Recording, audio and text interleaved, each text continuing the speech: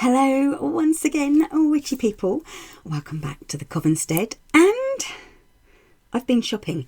Okay, yes, I have been shopping. So I went to Dorchester yesterday. Beautiful, beautiful, beautiful town, village, whatever you want to call it. It's beautiful. And it's because I have family living there, of course. But they have a works store, and I cannot resist a works store. So I went in and I bought some stuff. So, and strangely enough, today I watched Beanbag Hagwag's video, and it really struck a chord with me. She was talking about depression and how she handles it, basically.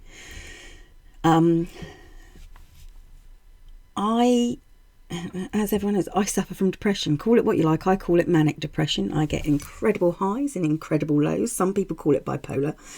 I don't like that phrase. So, it's right there. Coco's looking for her mummy. Her mummy went outside and it's all cold. Anyway, what helps me with my depression... Let me just cover up the cat. There you go. What helps me with my depression is crafting. The problem is with that is I have so many different crafting outlets. So I have my sort of witchy crafting. I have my jewellery making. I have miniature making. I have scrapbooking. I have mini books making. I have journaling and junk journals. So there's a lot, and quite often I will flit about changing whatever I do depending on my mood. And at the moment it's like I really want to get back into making miniatures, but I want to make sort of like little miniature witchy or spooky things, you know, which is a shame because I do a lovely set of 1920s 1930s sort of furniture. And I make them all by hand, out of card. They're quite strong pieces of furniture. Anyway, I digress. So I was at the works, and I thought to myself, yay, was the first thing. It's the works, I'm happy. So I decided to do a bit of shopping, and my daughter just encouraged me. So first of all, I bought a bag to carry my shopping in because I wasn't expecting to go shopping. And I always buy I don't like to use disposable bags, you know, sort of like plastic carrier bags or anything. I tend to like, if I can, I'd rather buy 2 or 3 of these and carry those around than one big plastic bag, because I can carry these around and, you know, I can reuse this and repurpose it if I don't want it as a bag anymore. It would make a lovely cushion cover. See? Junk journal covers, all sorts. Anyway, so I did a bit of shopping. I wasn't actually looking for anything, but like I said, miniatures is my thing at the moment. But strangely enough, I didn't get any miniatures, but I found these. Now I know these have been around for quite a while in the works, but to have them reduced to £2.50 is a bargain. So I bought 2, as you do. I may not end up doing these because obviously I do have a incredibly beautiful dream catcher which has the tree of life in the middle, and that was made for me by Miss Lizzie. But to be honest, you can't even buy the rings and the macrame for £2.50. So had it.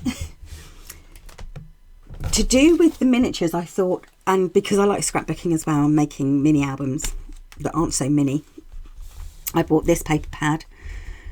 As you can see, it's only, there you go, £4, because it had some lovely, I love that sort of Odie Neal sort of green colour, greeny blue, but it had some really interesting papers. And I collect scrapbook papers, and I shouldn't, because I end up thinking, oh, these are too lovely, I'm not going to use them. Anyway, and usually I also bought a flowery one. I mean, a really flowery one. And I don't really do flowery. It's not my thing. But I actually quite liked all of this. And I don't know. It just really struck me as something that I wanted to have, which is unusual for me. Anyway, so that was my first 2 buys. Now, going back to miniatures, I do have a miniature that I started making many, many moons ago. And unfortunately, I never finished her. I finished the figurine, and it was for a borrower's sort of diorama that I'd made out of just junk. There was nothing. It was during lockdown in COVID, so I couldn't go out shopping for anything. Anything I used had to be what I had already in my home, which was brilliant. And I did thoroughly enjoy it. But I don't belong to that group anymore. But I never finished the figure. I never finished dressing her. So I found this. And I thought this would make really good clothing for my borrower. She's only 4.5 inches tall. So anyway. And then I thought, I'll just go and look at the books. As you do. Big mistake. So previously, when I put an order in at the works, I ordered these. Little Book of Moon Magic and Little Book of Practical Magic. And I thought, oh, aren't they sweet? They'll look lovely in my bookcase. I may never read them. But they look lovely in my bookcase. I think as well, part of this is because, if you can tell, I've never even opened it. Look at that, it just won't open. If I'm feeling very uninspired, I can look through some of these books I have and get inspiration. So all fair and good. But then whilst I was at the works,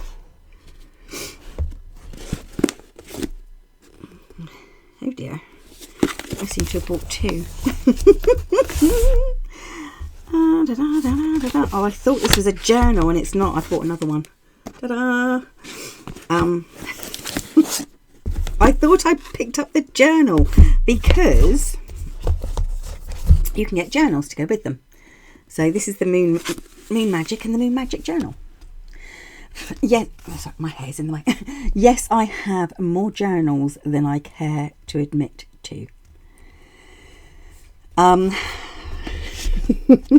The shame. But, and I always say I will use them. And I've got some beautiful books that I've made and journals that I've made that I don't use, and yet they're much more powerful to me in a way to use because they're made by me. But yes, it was a nice journal anyway. So I got I thought I picked up the Practical Magic Journal. Obviously I didn't. Oh, hold on a minute. Oh no, that's the Moon one. They are the same, aren't they? Yeah. I thought I picked up there's a Moon Journal as well, and I didn't pick that one up. Never mind. So there you go. The next giveaway, there'll be one of those. So the Little Book of Moon Magic and the Moon Magic Journal. What I also found was Book of Shadows Journal. And I'll explain why in a minute. I liked this. It has a lot of blankness in it, but also has enough information to sort of prompt you into doing things. And I also got this journal, which is the Herbal Magic Journal. Now I also have the Oak Tree Journal. I have 2 journals that are specially made for me. Obviously I have my own grimoire. So this is quite nice. It has got a lot of the, like, this is a spell for speaking flowers, but as with the other books, it gives you a lot of space for journaling your own thing. And I was hoping that with these journaling books, these 3 journaling books. It might encourage me, because I don't seem to be writing down any of my spell workings anymore. They're kind of on the fly, off the top of my head, you know, and little bits here and there. They're not huge rituals or anything. So I thought, if I had these journals that were specifically for, you know, journaling in, rather than just blank bits of paper, I might use them. So that was my thoughts on that. And then I also got The Occult, Magic and Witchcraft, which is a collection of essays where Charles Oliver surveys the origins of the occult, considers its relationship to religion and spiritualism, and discusses how we should deal with experiences outside our understanding through the proposed science of metaphysics. A comprehensive overview of the hidden histories of religion, sorcery, esoterica and superstition. It doesn't actually seem much about... It does have a lot about witches in it, but more, you know, sort of like how we condemned witches and what their spells were and why we condemned them, sort of thing. A good book for everyone to read is The Witches. If you ever get it, it's all about the whole history of the burning times, right from England right the way through to what happened in Salem, throughout Salem. And it's very, very in depth. I'll show. I have got a copy. I will find it and I will show you. But it's a very, very good book. It's about this thick, and it's a big book, so you need time. One book I previously had bought was this one, England's Witchcraft Trials, because first of all, it states on the back, "Thou shalt not suffer a witch to live." It's one of my most hated things. But yes, I thought I'd like to look more into... I mean, I know a fair bit about the witchcraft trials and about certain witches, but not that much, and I want to know more. So I bought this book, and it's by... Who's it by? Oh, Willow Winsham. It's quite interesting to talk about sort of like different burning times or persecution of witches throughout history, because in England we didn't have burning times. They did in other countries. They did in Scotland. Scotland burnt witches, but they strangled them first, which I always find quite interesting. So they were... The actual spectacle of burning their bodies was just a spectacle. It was, I suppose, to show that they were going to hell or something. I don't know. But it was a desecration of the body. Because they would quite often... Oh! Phone. Because quite often, like I said, they were strangled mostly to death before they were burned. So yes, we didn't burn witches in England. We hung the poor women, men and children that were accused of being witches. Though not as many, I think, as what people... I mean, a lot of witches were tried and had to go to the assizes and were judged. But bearing in mind how many were tried compared to how many were actually murdered and killed at the end of those trials, it's quite... I mean, it's still a lot, but it's not as much as what people think. People tend to think that thousands upon thousands upon thousands, tens of thousands, hundreds of thousands of people died accused of being witches in, you know, those times of persecution with Matthew Hopkins and all the rest of it. And really, it's not as many as people think, for the most part. But horrific anyway. So yes, I wanted, and I know it does go, this goes into each of the,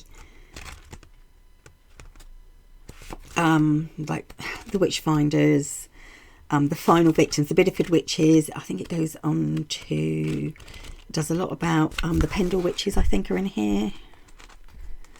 Pendle Witches.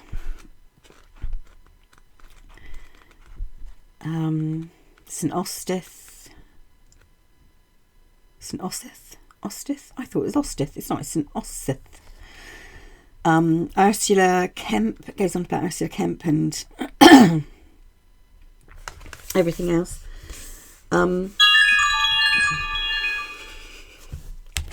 Just hide my phone. There we go. So yes, I'm going to be, this isn't the next book, apart from all the other books I have that I've put aside to read, and I do have a lot. The one I most want to read is about druids. Druidry fascinates me. But yeah, so this is the next book I am going to read. And I also, thanks to Wendy Plested, who hasn't got a YouTube channel, and I think we need to bug her to get one because she is quite amazing. She actually asked if I had this book about myth and folklore of the New Forest, and I didn't even know there was a book for it. And a couple of weeks ago, through a certain giant company online, they had this book reduced in price, so I bought it. So I'm going to read that one as well. One interesting thing about, and I haven't got any of my notes here or anything, but I will say, so I live in a area that was known for a place called Malwood. Now most people assume that Malwood, M-A-L, Malwood, would mean bad, because the French origins of the word mal are bad. That's, you know, the whole etymology of, is it etymology? Anyway, but it doesn't. It comes from an old English word which means moon, which I thought was lovely.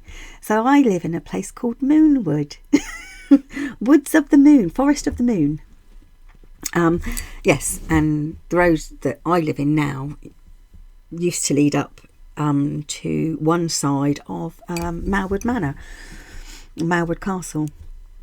But I thought that was quite interesting, because it's, you always assume with certain words, like if you see the word mal, M-A-L, preceding at the beginning of a word, it means bad.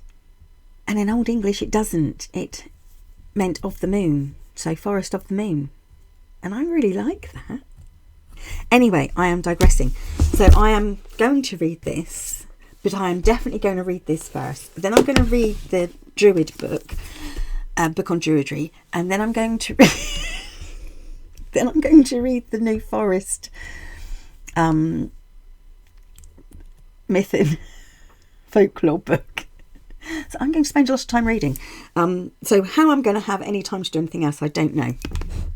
So, more updates. Oh, and I had to mention as well, I don't know if I showed this before, because I'm showing you lately a lot of cards and stuff I'm getting. So I got this Oracle book, and it is just simply Know Your Future.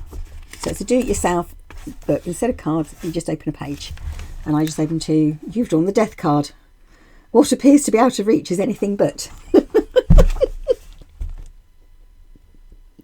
So apparently I can do miniatures and do a lot of reading as well. There you go, that's what I'm going to take it as. So yeah, it's by Bantam Books. Now a lot of Oracle cards, decks, books, and sort of like books on the occult and witchcraft and paganism are by Bantam Books. They are a huge publisher of this sort of thing. So yeah, by Georgia Routsis Savas. So yeah, I'm going to, and I like this because it's,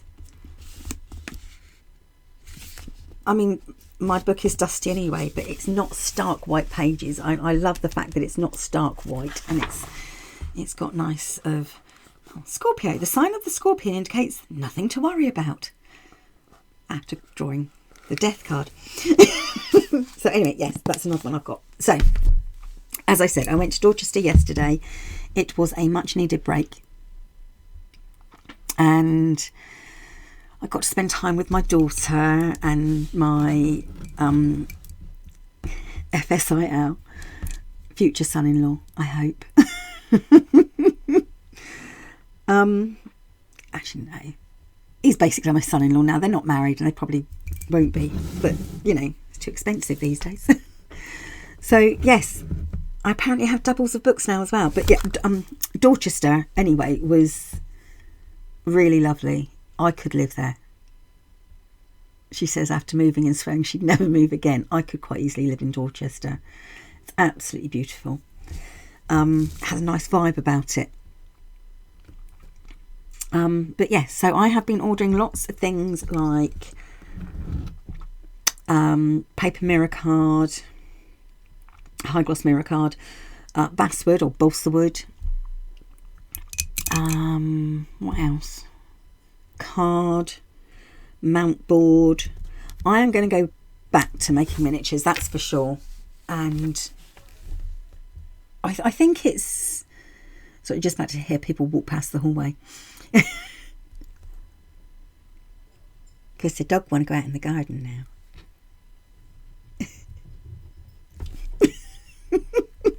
Anyway, yeah, so I've bought quite a lot of stuff for me to get to do the miniatures again, and I will. And like I said, I'm hoping to make some sort of miniature. Oh, she's up there. I've got some miniatures in this room because I always carry around. I always have a certain miniature around with me. Who's Alice? Everyone knows Alice, my little miniature doll.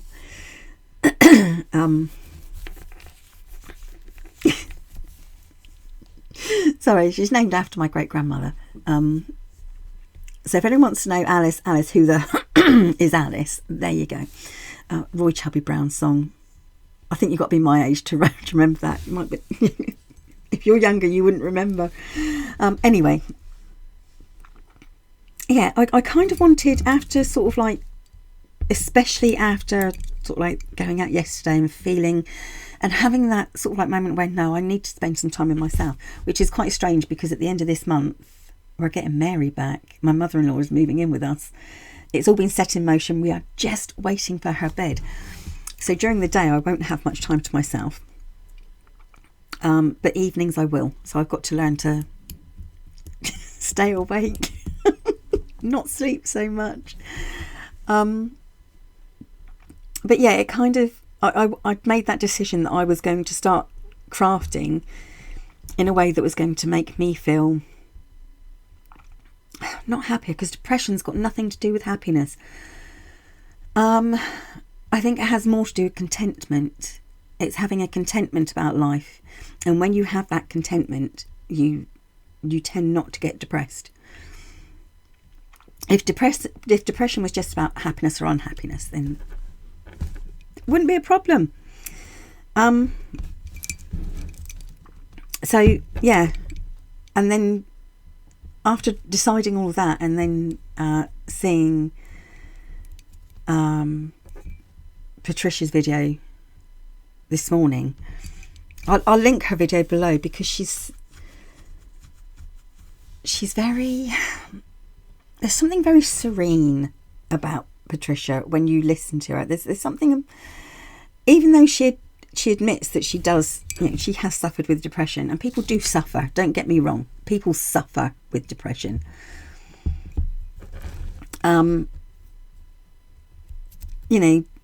The way she talks about it and how she copes is very hopeful, and I think we all need that.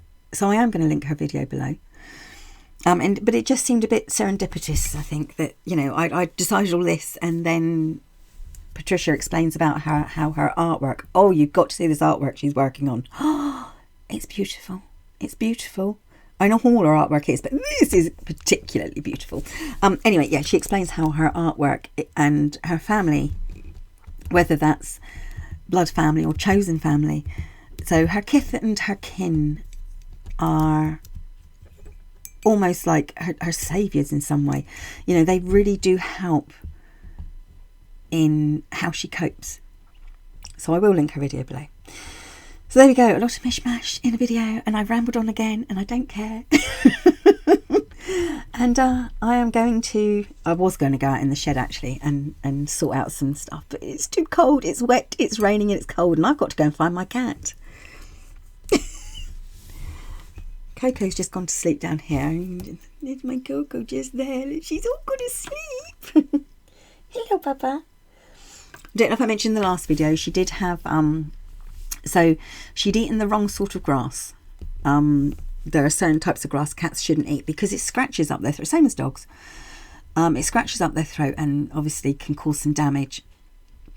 And she had been bringing up grass and blood, which was slightly worrying. So I gave her soft food, lots of water, and I made sure the water was boiled and cooled because I thought that was important as well. And she seems to have recovered very well. We've had no more fur balls, no more throwing up of grass or anything. So, and she has been out since then. So there you go. I think she learned her lesson on that one. Did you learn your lesson? Cocoa Bean, did you learn your lesson? Yeah, did you learn your lesson? No. Anyway, okay, so no more worries about the cat. Just her mummy, who's Kitty, who's gone out the window, and I have no idea where she's gone. They go out the window every day, but you know, usually they come back very quickly.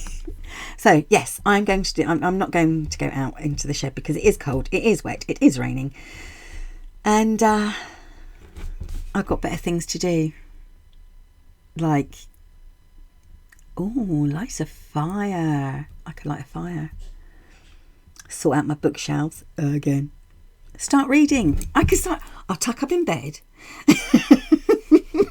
and get all nice and cozy and warm with more tea that my husband keeps making, because I'm drinking tea because I'm not allowed to drink too much coffee at the moment. And oh, it's awful. And yes, I am going to settle down for the day and read. And I hope you all have a wonderful, wonderful Bank Holiday Monday and a wonderful rest of the week. And I shall be back very, very soon. Thank you for watching. Thank you for listening, witchy people. Bye for now.